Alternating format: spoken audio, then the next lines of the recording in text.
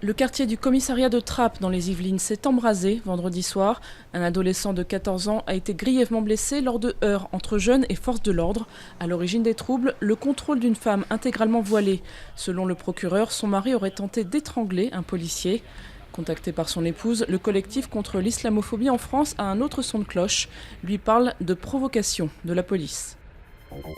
Après 3 années blanches, vers une prochaine reprise des négociations de paix israélo-palestiniennes. En mission sur place, John Kerry, le secrétaire d'État américain, a arraché un accord de principe.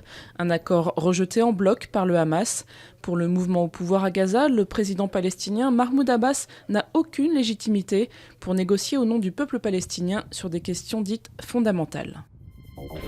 Accueilli en héros à Moscou après sa condamnation à 50 camps, Alexeï Navalny n'a pas déçu ses partisans. En liberté surveillée, l'opposant numéro 1 à Vladimir Poutine maintient sa candidature pour devenir maire de la capitale russe. Navalny était jugé pour le détournement présumé de l'équivalent de 400 000 €, des faits qu'il a toujours niés. Bison Futé avait vu rouge et il avait raison. Avec plus de 330 km de bouchons sur les grands axes à la mi-journée, la circulation était difficile en ce jour de départ en vacances. Sans surprise, les plus gros ralentissements concernent l'axe menant à la Méditerranée.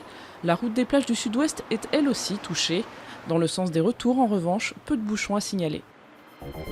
Du sable, des parasols, des litres de crème glacée, pas de doute, Paris-Plage a repris ses quartiers sur les berges de Seine. Avec un mercure à 31 degrés, la capitale n'a rien à envier à la Côte d'Azur, ou presque. Moi j'aurais qu'une envie, c'est de me jeter dans l'eau quoi. Mais bon, la Seine quoi.